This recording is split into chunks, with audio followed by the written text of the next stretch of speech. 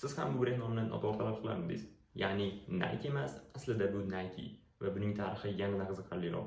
1964-yilda murabbiy Bill Bowerman va uning shogirdi Phil Knight attiga $500 sarmoya bilan Blue Ribbon Sports nomli kompaniya ochishadi.